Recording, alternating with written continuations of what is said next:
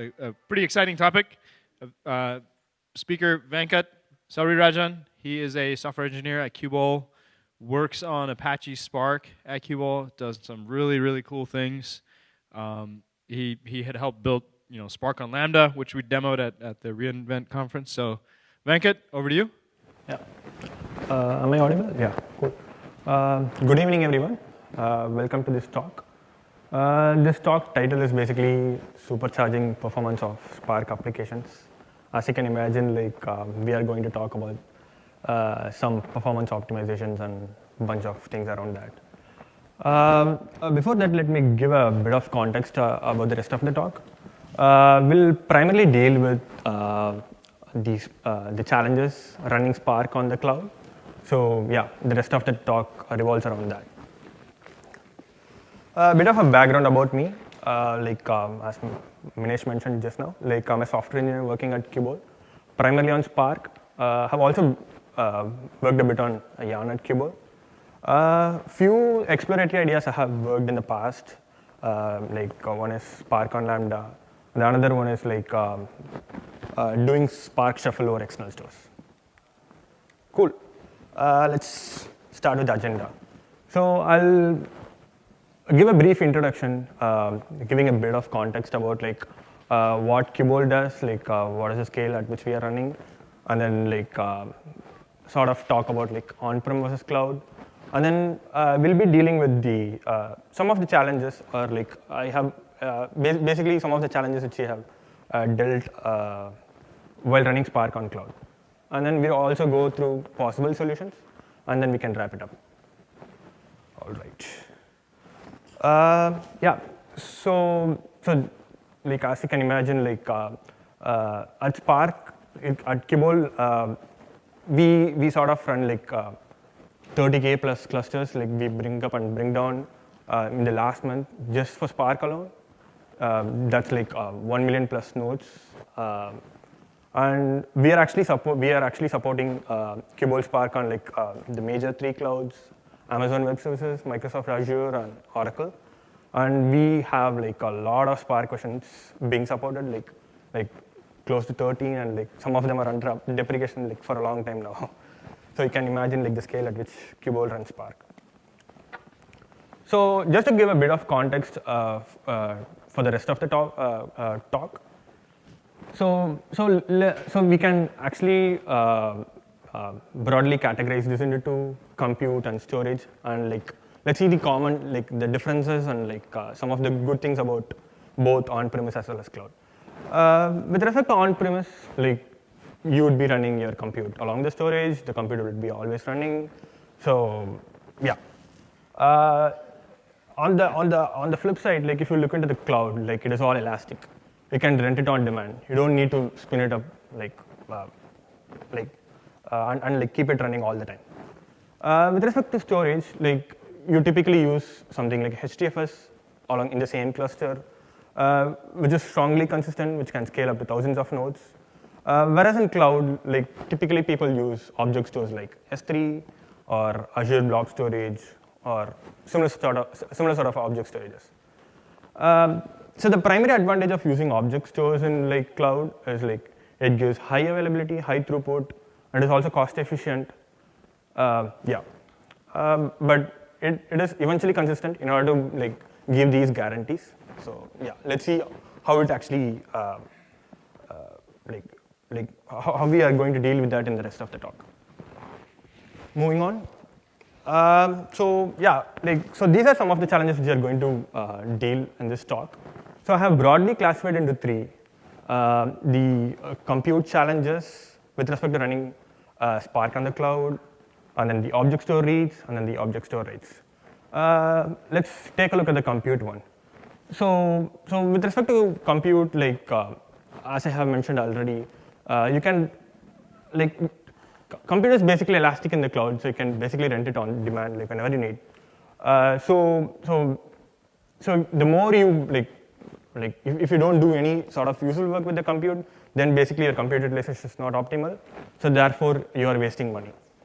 So let's see what are all the cases.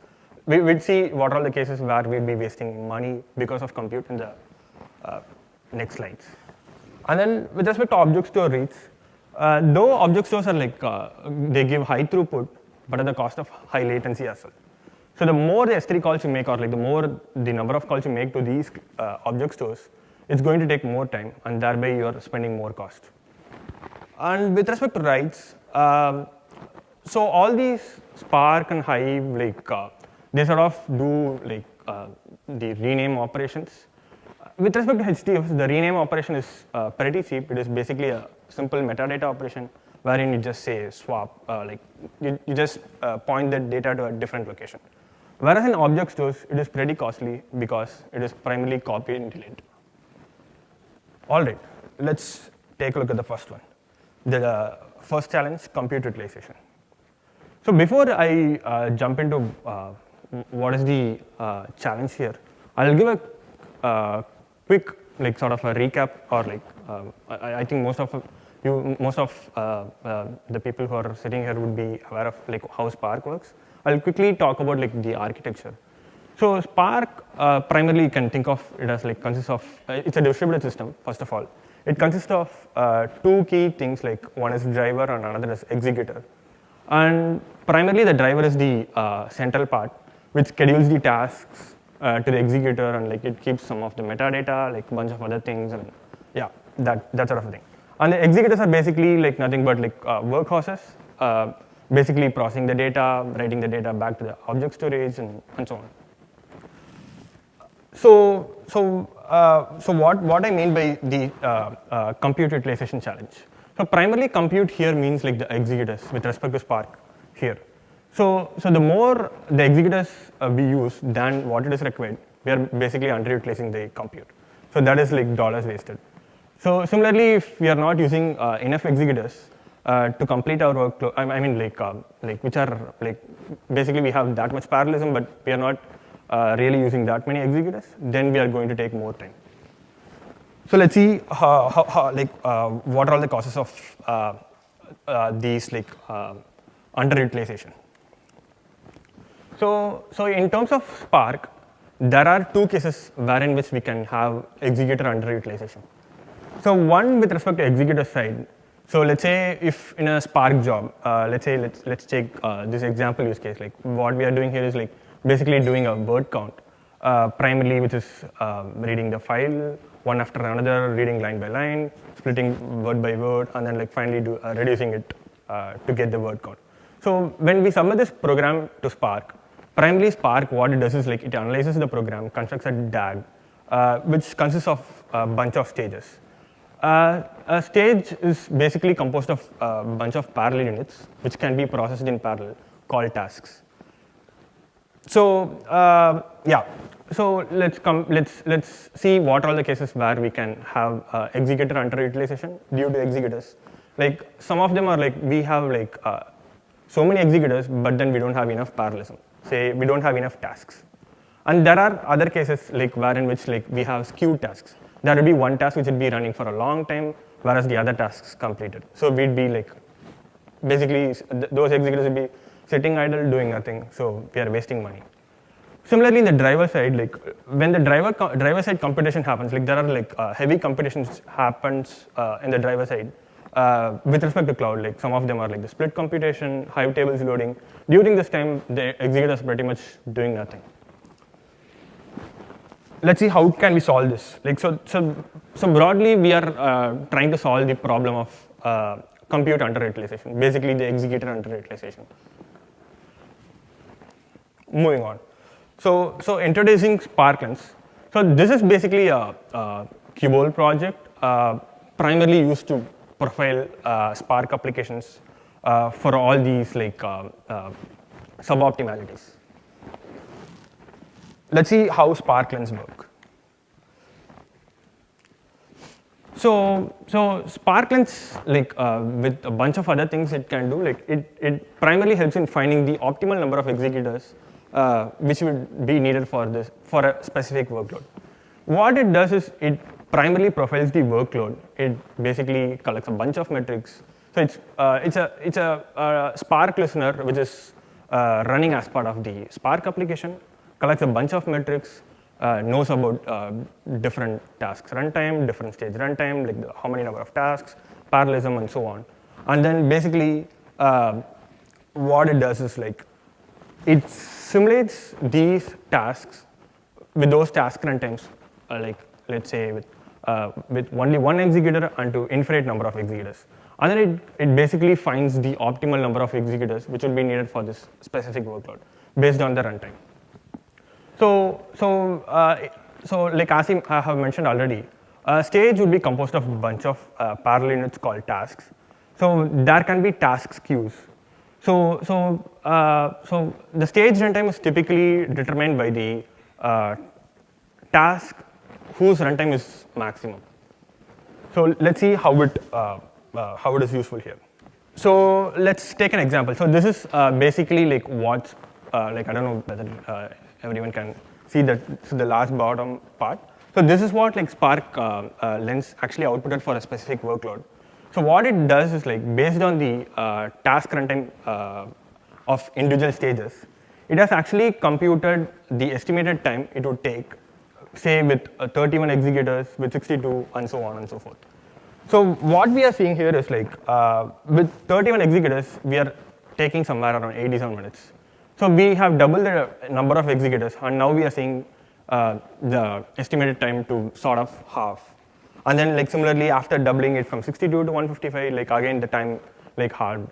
Similarly, like if we keep doing this again and again, like so there would be a point of time at which like it plateaus, and like between which is where like our optimal number of executors actually lie around. So if you see this chart, like which is actually plotted like where executors are on the x-axis and the time is on the y-axis, you can see like as we double the number of executors, our time is cutting down by half. And after a point like between 155 and 248, you can see the amount of time difference after that point is very little. So this is how actually SparkLens helps in like finding the best or the optimal number of executors which would be needed for your particular workload.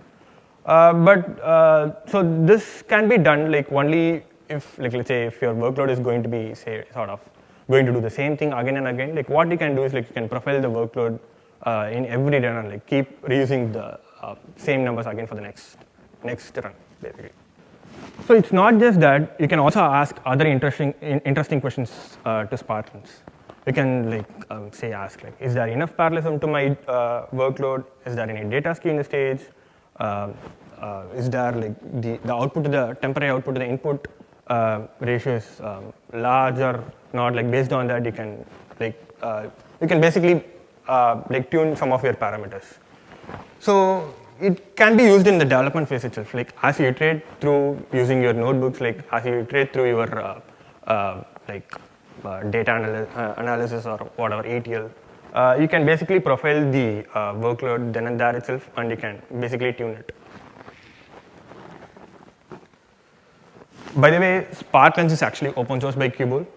You can follow the project in this GitHub location. Moving on. Let's look into the second challenge which I have mentioned, like the cloud store reads. So Spark on cloud primarily have to deal with a lot of object storage for reading data because since like in the cloud, like the compute and the storage is separated. The truth store primarily for all these cloud-based workloads is primarily the object store. So object stores like S3, Azure Blob Storage, they give high throughput, but at the cost of high latency compared to typical HDFS. So more often, if we hit the object storage, it is going to cost. It is basically going to cost more time, thereby more money. Let's see how can we optimize the reads in the next slides. So there are two sorts of reads which would be happening as part of a Spark application. Like one is sort of like listings which would be made by Spark in order to get the metadata to compute splits. Like basically, in order to do the split computation, it has to do a bunch of listings with S3 and then the reading the data itself. So let's see how can we solve this. So one thing what we can do with respect to listings is like we can do something intelligent about it. Basically, like Amazon has S3 has like a prefix-based listing wherein which you can do less number of calls and like it will give you in bunches of thousands. And with respect to reading the same data again and again, what we can do is like caching. It's the like age-old same principle to optimize the reads. So let's take a quick look at like the key characteristics of a good caching system. So good caching system must be fault tolerant. It should not require any change in the application code. It should have very low cache warm-up time, and it should be shareable across multiple applications. All right. So again, introducing another project from Qubole. This is called Rubix. It's an in-memory distributed caching system. It's primarily used for big data workloads. Like it is used by Presto, Spark. So let's look into that more in the next slides.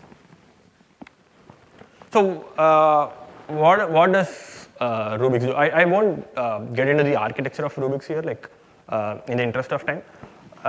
So Rubix is a pluggable caching system. You don't need to change anything. You don't need to change any code to your application. It is just a config change. It automatically works. So what it does is like it intercepts the calls made to the cloud storage, and it makes those calls, reads the data, sends it back to the client, and along the way it also caches the data locally. By the way, Rubix is also columnar format friendly. It just caches the part of the file which is read. It doesn't cache the whole file. Like it doesn't like fetch the whole file. Rubix uses consistent hashing. This is primarily used for auto scaling purposes. So that like the amount of data movement, like when there is a scale up or scale down to the cluster happens, would be very minimal. Also, it gives hints to the scheduler about the data locations. So Rubix keeps track of the metadata of individual data locations, and it feeds this to the scheduler back. So that like in terms of Spark, like Spark can actually use this metadata and can launch tasks as local to the data as possible. Also, Rubix builds up the cache asynchronously. Let's say if since we are using consistent hashing, let's say we are already having enough tasks running on that particular node, we couldn't like launch a new one. But then like we have spun up the same task elsewhere. Though it is not supposed to fetch this data, what it does like Rubix like tells the other node to fetch this data for the next read. So it builds up the cache asynchronously. And also it is easy to configure. With Qubole platform, so there is nothing need to be done. Like it's just a checkbox. You check it, like it automatically works.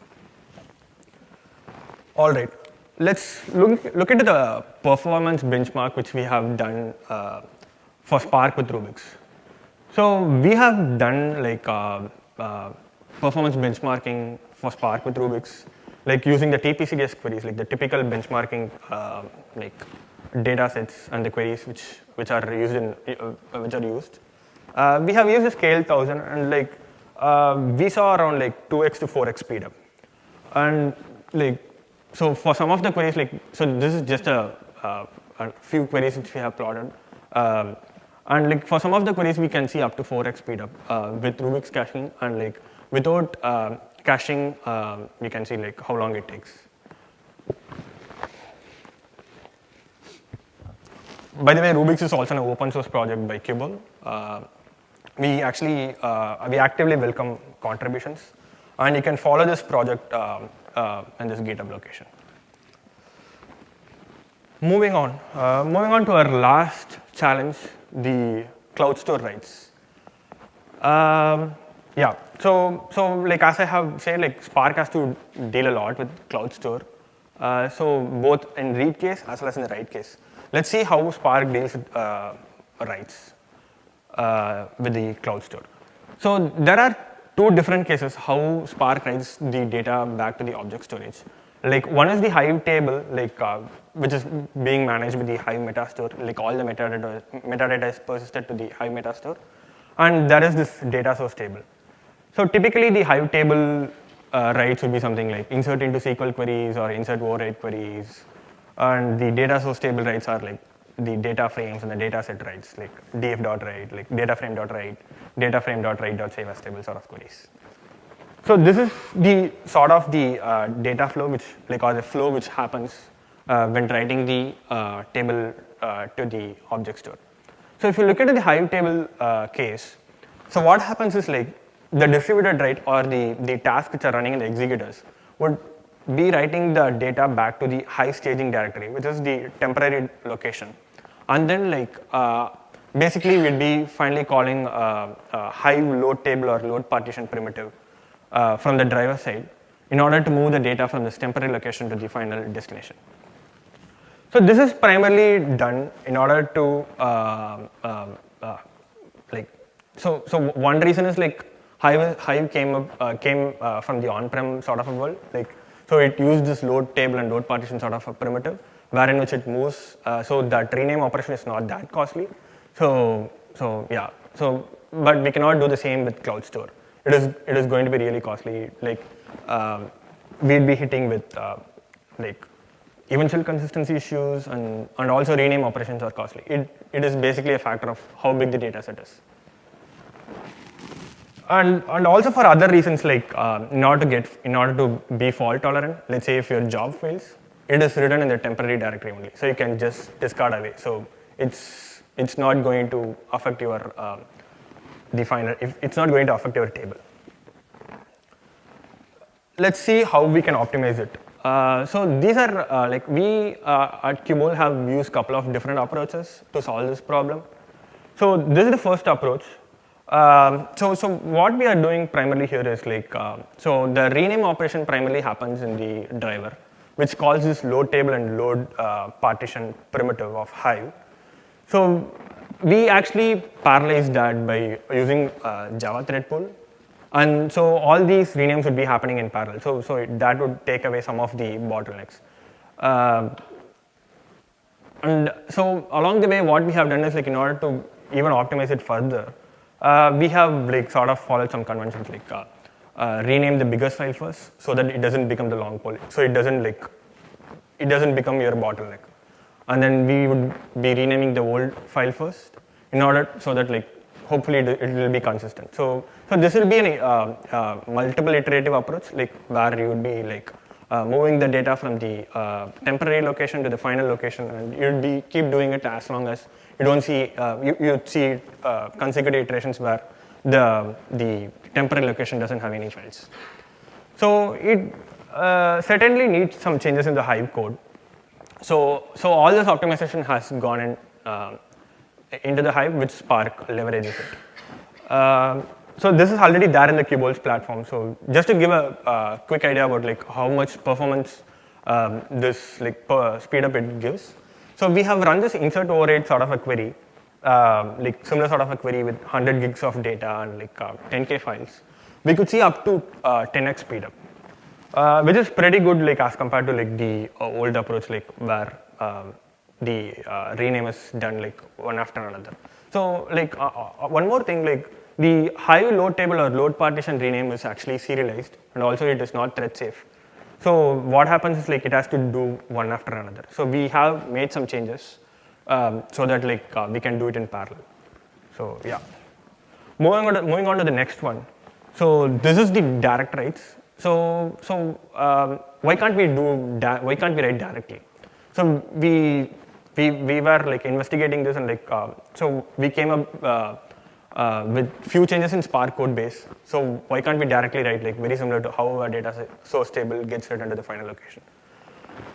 So we changed the Spark code base. So we directly write the Hive table to the final location. Instead of calling the Hive load table or load partition primitive, we now would be using a different like way of adding those partitions back to the Hive metastore. So we finally have to add this metadata back to the Hive metastore in order to say this is the new table or like the final table.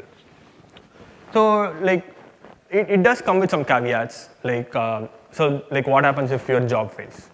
So there would be like stale data lying around. How would you fix it? Like how do you basically clean that up? So we need to be careful about cleaning the files. So it is basically implemented for insert into and insert override queries for static partitions. In some cases of dynamic partitions, we don't do this because it involves a complex logic around it, and it is also very tricky and very dangerous to do that. So yeah, with the static partitions, it works pretty good. So when we did the benchmarking after this optimization with a similar sort of a query which I have shown in the previous slide, with a data size of around 142 gigs and 9K partitions, with each partition having a file, we could see up to 20x speedup, which is much better than the previous one. But then both of them involves changes in Spark and Hive. So the previous optimization which I have mentioned is actually rolled out within Qubole's platform, and this is also it's almost done, and would be released in next couple of releases. All right. I'll just do a quick recap around what we have talked about so far. So we have dealt with 3 different challenges, or broadly classified into 3 things compute challenges, object store reads and writes. SparkLens is primarily an open source Spark tuning tool to profile your Spark workload, identify for performance bottlenecks, and suggest you with the optimal number of executors for your workload characteristics. And Rubix is again another open source distributed caching system, which writes the data back to the local SSDs, which are fast, and so thereby avoiding the calls to the object store for the next read of the same data again. And then the direct writes, finally basically just directly writing to the final location for the Hive tables, and then from Spark we'd be calling the add partitions call to add those partitions back to the Hive metastore. Yeah. That's it. Thank you. If you have any questions, I can take them. Thank you. Nice presentation. I have a couple of questions. Sure. The first one is in regard to SparkLens. Yeah. How does it actually handle or react to dynamic allocation or Qubole dynamic allocation being enabled? Right. What kind of does it? Do they actually? So it basically gives you the insights. And right now it's not directly actionable. It doesn't automatically take this suggestion and put that back into the workload. Mm-hmm. You still have to use the Qubole allocation or the dynamic allocation if you are using Spark for automatically scaling up and down. But then this would suggest you based on the profile of the workload. So it's sort of different in the sense if you are say running a ETL or something, mm-hmm. wherein you are going to schedule that same thing again and again after daily. So this would give you an idea around what you can do. So you can pretty much avoid scaling up and down at that point, and you can just use this number. We are actually working on more things around that to make it actionable as well. I see. So I'm sorry, if I could just recap. Sure. So you're saying even if I have autoscaling, let's say I have autoscaling enabled, you're saying if I run the same workflow, if I could call it workflow, 10, 20 times, yeah. I could use, the first time I run the workflow, I could use a recommendation from SparkLens and not change anything, and I would see an improvement in terms of. You have to feed that back actually. It's not at it's not in a stage where it is automatically. I'm sorry, I totally understand. So I will get the recommendation, I will put in the recommendation, I will see an improvement. I don't have to change the auto scaling configuration at all. Yeah. Okay. Sorry, the next question that I have is in regard to the improvements that he did for the direct write and the parallel renaming operations. The one thing that I wanted to ask, so are you going to force users not to have speculative execution enabled when they actually, because if I want to use the optimization that you actually that you put in, if I have speculative execution enabled, then the first optimization should be okay. The second one, I think, might be a little dangerous. What is your opinion? So I haven't talked about the second, so we also have another thing which is on the works called the multi-part output committer. So what it does is So there is an Amazon S3 primitive wherein which you can say like keep writing the data in paths, and then finally you can just commit it. Okay. So we can use that committer with this optimization. So you can still use the speculative execution. I see. Hi, I have a question about the direct write option too. Sorry, direct write.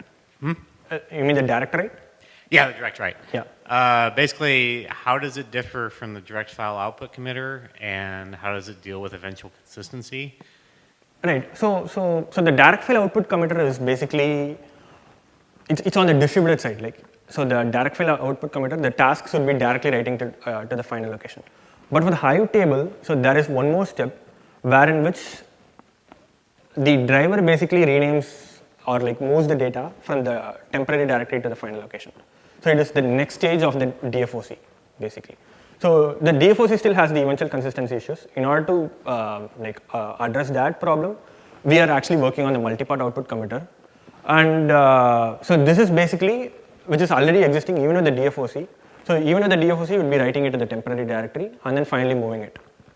So we have basically solved that problem, like the next step of the DFOC thing, like after the distributed write. And I have one more follow-up question.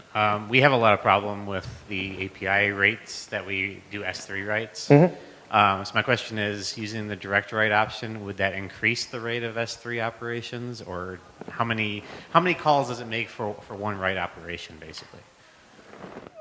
So it is pretty similar to how you write it to the temporary directory. So what you are just doing is like handling the case of the Hive load partition load table thing, and also along the way you are taking care of the fault tolerance. What happens if your job fails? So it's going to take the same number of operations. It's not going to take anything extra. Actually, it will reduce it, right? Because now you don't need to write the staging directly and then. Right, like concurrently it is.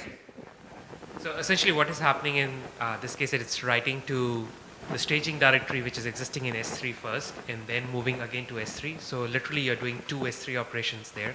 So instead of doing the two S3 operation, it's short-circuiting that part to write directly into that S3. So omitting the staging directory writes altogether. As opposed to, was there thought about using like the data storage, the storage that's available on HDFS first, and then using that to then copy up into S3, as opposed to writing it directly to S3? Right. So yeah, that's a good question. So in Spark, like running it on cloud, like so primarily like you can actually use Spot instances, though it is streamlined recently. So with Spot instances, if you write to HDFS, there is a possibility that you might even lose data. So but S3 is like highly available and it gives high throughput. Like even if you run like multiple jobs, like even if your cluster is multi-tenant, it is going to scale well compared to HDFS. I'm not sure if I missed this, but how do you enable direct write? So, sorry, how do you enable direct write? Yeah, like how do you use it in Qubole? Yeah, so it's not yet released. It is going to be released in a couple of next releases. But then like it will be just a simple config. It's actually like probably a release away. Like in the next release, you would be finding direct writes. Using SparkLens, when you suggest the number of executors that has to be increased, do you also suggest like on the memory that you launch the executors with, and like how is that suggestion? So basically, I'm more interested in knowing that if I'm running my job with certain number of executors with certain amount of memory, is there a better way to run it with more memory? Does that metric also comes with SparkLens? Right. So far it doesn't give that, but it gives like information like are there any data skew and so on. So if you are having data skew on like let's say one of the tasks is taking more time as compared to the other tasks, probably it is pulling to the disk. So the more it is pulling to the disk, like basically you're having like constrained by memory. So it's not actually surfacing that up yet, but like there are other works which are actually going on, like we'll be doing along that lines. That might help actually here. How can I use it as a performance evaluation tool? Like for example, if I get the suggestion to use a particular number of executors, right, then I run it again, and then I can see the improvement in the jobs metrics. The utilization rate would be better. Like let's say you have used auto scaling. Like auto scaling doesn't know about the characteristics of this particular workload or the profile of this particular workload. So it would scale basically based on the number of tasks, or like based on the with Qubole it is based on ETA. So with the profile we can actually do better. So that's what it is. So basically, let's say with the auto scaling, even with like let's say 10% of the executors are still idle, or like just process like few tasks and like gone away. So you can avoid those sort of issues. So the products you mentioned here, I don't know if they're products or projects, so SparkLens and Rubix and all that. Is that applicable to big data environment in cloud, or big data environment in cloud and Qubole, or any big data environment? So SparkLens is applicable for running, like it's primarily for Spark. So this is primarily for cloud. Like I don't think you'd be worrying about like compute utilization in data center world, on-prem sort of a place. Rubix can be used with any sort of big data engine, like be it for Spark or Presto or like Hive.